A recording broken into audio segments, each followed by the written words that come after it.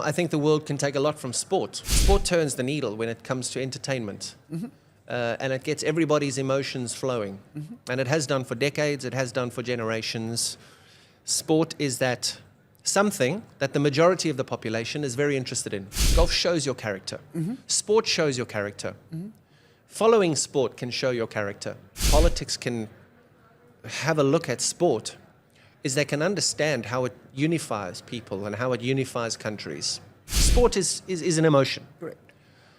Can we use that emotion to make the world a better place? But I don't think sport should be used as a weapon. And I think that is, and as a statement, I think if it can be used in a positive manner, a positive fashion, to connect people's emotion globally, yes, sports people change perceptions. And so when you try and use a place as a weapon, if you try and use it as a statement, I think that's the wrong thing. If you can use it in a positive way in which you can affect people's emotions, I think that is the only way, and you have access to such a great sport, especially here in India. I mean, it's a great sport. Cricket, it's a religion here. So welcome back to the Raisina Ideas Pod. We have one of the protagonists with us this afternoon. Kevin, welcome to the Ideas Pod. Thank you so much for having me. What a wonderful couple of days. Thought-provoking. In the world that we live in now, up there with some of the best couple of days that I've actually experienced, just because of all the world's uncertainty. Very interesting. In fact, my first question to you was that what can the world learn from cricket? You know, the gentleman's game is one way of looking at it. Although someone told me don't call it the gentleman's game because that is not politically correct anymore. But I was also told that there was a straight bat. And the world used to, the game used to celebrate the straight bat. And today we are seeing all sorts of swishes and cuts and squares. There's all sorts. What can the world take from cricket? I think the world can take a lot from sport. I don't know what the percentage is, but there is a minuscule percentage of the world that can call themselves professional sportsmen, international sportsmen, elite athletes. But sport turns the needle when it comes to entertainment. And it gets everybody's emotions flowing. And it has done for decades, it has done for generations. Sport is that something that the majority of the population is very interested in. And you're interested in it potentially financially. You're interested in potentially emotionally. And I think that when those two meet, you get quite an interesting sort of mixture, because when you've got emotion, you've got financial, and then you've just got the love, I suppose, of different sports. It brings out the best in you. It can sometimes bring out the worst in you. I can use a golf analogy. Golf, they say, shows you your character, or golf teaches you character. A lot of people say it doesn't. Golf shows your character. Sport shows your character. Following sport can show your character. But I just see so many beautiful stories around the world in sport. I mean, I played cricket as a living, and I had way more worse days than I had good days. Way more worse days. I mean, played over 100 test matches. I think I scored 20-odd test match hundreds. That means 1 in 5, 1 in 4 days have been good in my career, because as a batter, you're judged on your hundreds. So I've had to accept failure and defeat on numerous occasions. But where I think politics can have a look at sport is they can understand how it unifies people and how it unifies countries. I was asked a very good question on the stage when I said that politics and sport shouldn't meet. Correct. And I wrote that in my book years ago. But actually, I thought about it, and it was a very thought-provoking question, because if I said that then, why am I changing my tune now? But I'm changing my tune now to use something that is actually so emotionally attached to everybody. Sport is an emotion. Correct. Can we use that emotion to make the world a better place? Because in the world we live in today, it is gone. At the moment, it's just, we wake up in the morning as Normal people read the paper, we turn on the news. People don't have access to the conversations that we've had here over the last 24 to 48 hours. So they don't know what's happening in the world. But you wake up as Joe Soap, who lives in Hull in the UK, or lives in Johannesburg in South Africa, or Canberra in Australia. You're not seeing a good state of the world. You're seeing headlines, world war, nuclear, people dying, potential new viruses, vaccines don't work, vaccines do work, China, production on China, businesses suffering, health suffering. In the UK, people can't get access to medical health. They're waiting months and months for cancer treatments, for knee treatments, for all these sorts of treatments. All it is bad news at the moment. Is there something that unifies the world that can actually try and sort of get us to start joining hands again? And I think that's where I think sport can play a role. How it plays a role, that's for the smart people out there to figure out how it plays a role. No, I think that's an important point. Let me just tease you on that a little. Yes. In fact, in the last century, we saw when we were at the peak of the Cold War. Yep. You saw certain Olympics being boycotted by certain countries. Yep. And sports had been politicized by that moment. Yes. Right? We saw countries not go and play. But we have also seen individuals, Yes. because of their feats in the sporting arena, excite communities and maybe also draw interest from others in their lives and in their situations. You were mentioning something inside about sports victories in South Africa, for example. Yes. Right? So in your assessment, are we seeing a weaponization of sports today again? Something like we saw in the last century? Are we cancelling players, cancelling performances, cancelling participation? Or are we seeing, on the other hand, because of the democratization of access to sports, a far more vibrant global community of sports persons who have the power to bring us all together? I think the wrong thing to affiliate sport and politics is to make statements through sport. I don't think that's the right thing to do. Yes, the more famous people get, the more they want to get into politicals, whether you're an actor, an actress, whether you're a high-profile sportsman, high-profile businessman. You try and get that political maneuvering. Because, goodness, I can actually see how it helps you. The last 2 days, it's unbelievable what I've been privy to over the last 48 hours. But I don't think sport should be used as a weapon. And I think that is, and as a statement. I think if it can be used in a positive manner, a positive fashion, to connect people's emotion globally, yes. But I also said on stage there now that China, Russia, America, they don't play cricket. So from my perspective, from our sports perspective, being at the biggest sport in the Commonwealth, or one of the biggest sports in the world. Pardon? We should perhaps invest in... But exactly. Well, there is an American league starting in July. So there is a cricket league. There's an IPL in America starting in July. I think it's July, August, it's sometime this year. But I think, yes, to politicize it, I mean by using it as a statement and using it as a weapon. I think to emotionally engage with people all over the world through something that is so emotional, and the majority of the world finds it so entertaining, I think that's the right approach. So not as a weapon, but more as a positive force. Absolutely. To collaborate, connect, and cooperate, rather than to cancel and destroy or create negative. I came to India in 2002, staying in a 5-star hotel, 5 stars through my roof maybe. But have a look in the last 20 years, where is one of the best places in the world to come and play cricket? Where is one of the best places in the world to stay in a hotel? I mean, I've got a friend who I've brought to India for the first time in his life. Blown away by how incredible.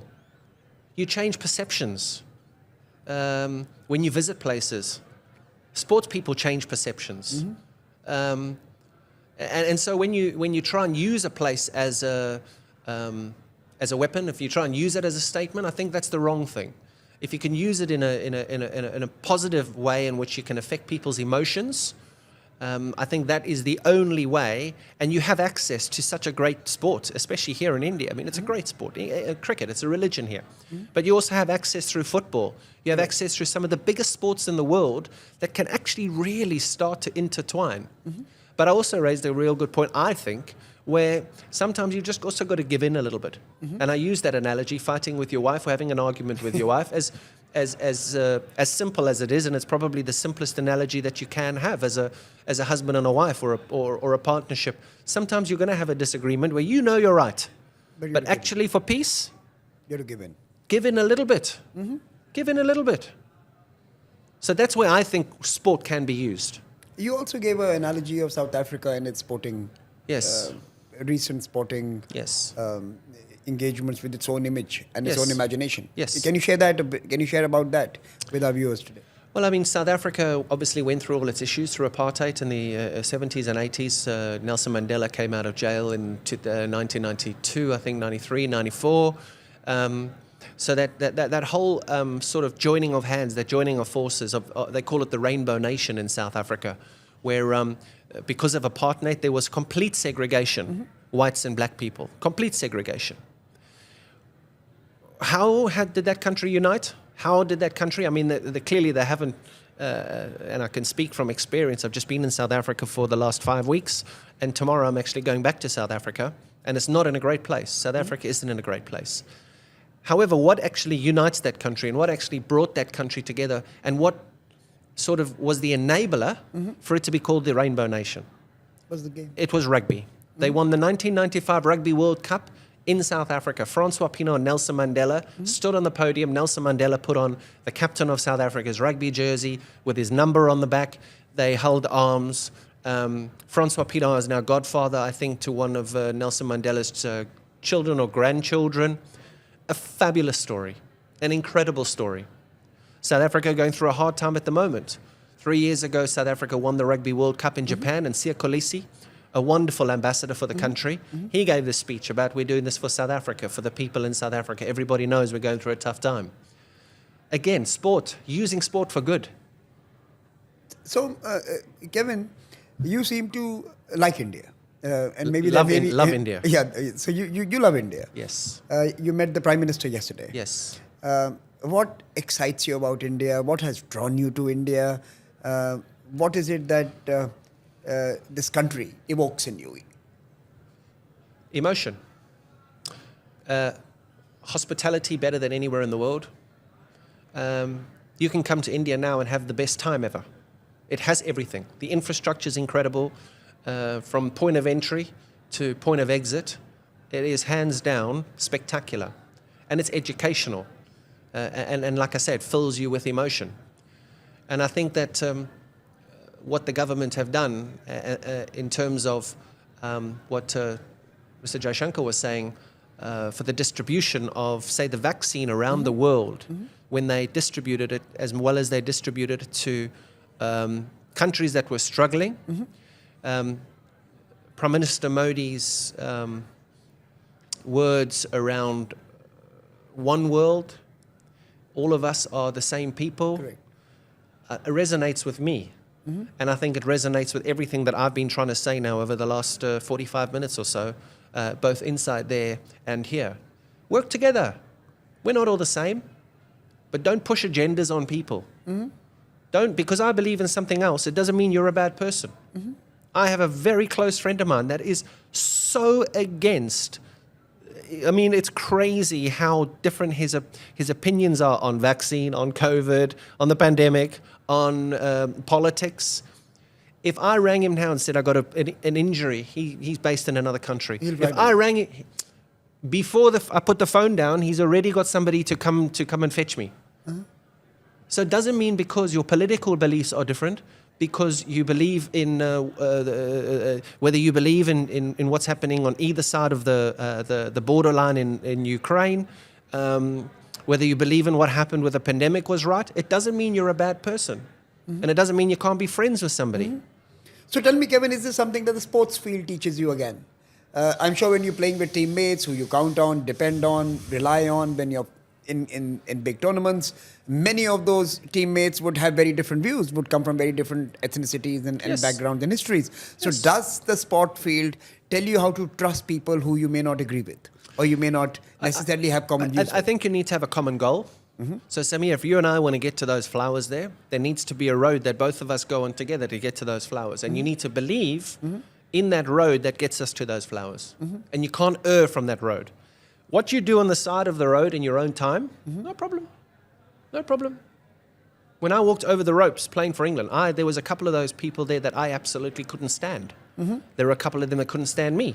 I got huge differences. I grew up in South Africa for 20 years. I'm not English. I played for England. So there were going to be differences.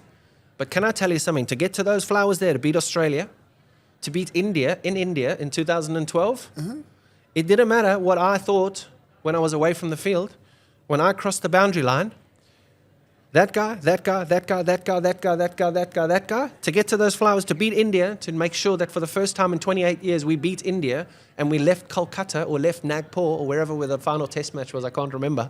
But to enjoy that trip home, we all needed to believe in one line and one way to get there. So I can forgive you for that. That's some of the... I just wanted to bring that up. I just needed to bring that up. But since you brought it up, let me ask you from your cricketing life a couple of points. So what was your most euphoric sporting moment that really gave you joy and your saddest sporting moment? Tony Blair talked about the Ashes and ending up in Downing Street and all the celebrations after beating Australia for the first time in a very long time, beating Australia, that great Australian side that was led by Ricky Ponting, beating Australia in my first series and being the sort of the guy that took the team home on that final day in London on the 11th of September 2005. I think it was the 11th or the 12th. That for me was, that stands out. Winning the World Cup, the first time England ever won a white ball World Cup. Winning that World Cup and being player of the World Cup was a pretty cool moment. I'll refer again to beating India in India for the first time in a long time against that team of Tendulkar, Dravid, Saurav wasn't playing. He wasn't there, but Lakshman was there. Lakshman was there. I mean, all the greats. Harbhajan Singh, young Ashwin, Zahir Khan, beating India in India, almost impossible. Yes. As the Australians are finding out right now. But to beat India in India was, again, unbelievable. So, I mean, having been asked that question many a time, I always give many examples because I was very lucky to be a part of something truly unique. The saddest time was just finishing, sitting in a dressing room thinking, I don't want to practice anymore. I'd rather be on the golf course. That for me was quite sad. Because when you've dedicated so much of your life and you've missed so many occasions and you've been so professional, when that goes, yes, there's a release of pressure, but also when you actually hang your boots up and you go, I'm never going to do that again, it is sad. So my final question to you, what next for Kevin Pietersen? What's ahead of you? What is it that's exciting you today? And what is it that you really want to do? What excites me? Because of all the sacrifices that are made as a player, what really excites me is spending time at home and being with my kids and being with my wife. I'm traveling back there right now after this, and then I'm going back to London. I'll see the kids, but then my wife and I are just going to go into Africa, spend time at our home in Africa, do some stuff that I've got to do down there in South Africa, and have freedom to just have a bit of a switch off. I've got a lot of businesses as well that are right front and center, opportunities that we don't want to miss. But it's about just making sure you separate time and you give the most important amount of time to the most important things. Right now I have got a business venture that I'm pursuing actively, which takes up, if there was 25 hours in the day, it would take up 25 hours in the day. But also I've got animals as very close to my heart. So the protection of animals. I was very fortunate enough to see the Prime Minister last night and talk to him about the cheetahs that were released, that he released on his birthday, and it brought a beautiful smile to his face, and we almost had a hug about it because I love conservationists. I love animals. I shot a beautiful documentary in Kaziranga about your Indian rhino and the success of conservation here in India and how India is actually a global leader in the world of conservation. You compare that to South Africa, it's a disaster. The rate that animals are being butchered in Africa and in South Africa, you compare that to what's happening in India. I mean, it's like India, and I mean, you can't even look at Africa. It's so far down the table. So it's quite cool to be able to spend time in different countries and So try and give back. So That's my Pietersen- giving back, huh? Kevin Pietersen, the maverick sports person, is now Kevin Pietersen, the family man, the activist, the businessman. Probably, yeah. And at some point, Kevin Pietersen will also have to lead a global awakening on the deployment, or rather the celebration of sports as a means to heal, as a means to bring people together. That would be incredible. And we hope that Kevin Pietersen would come back to Raisina and see this place as a space where we can start that conversation. Yes. So I thank think- you and I very think much, we should. Kevin. And it's been wonderful having you with us. I wish you a safe trip home. Thank you. To your family. Thank and you. look forward to seeing you again, hopefully next year. What are the dates for next year so I can already block it? By the time you land, you will have the new dates in your inbox. But thank you so much. No, thank you, Samir. Thanks for the opportunity and thanks for bringing me to India again. It is, Thank you can see it. I think you can see it in my eyes how much I love the place. It is a special, special place. India loves you too, and now you have to face a bunch of reporters outside as we leave this room. So best of luck and thank you. Thank you, sir. Thanks.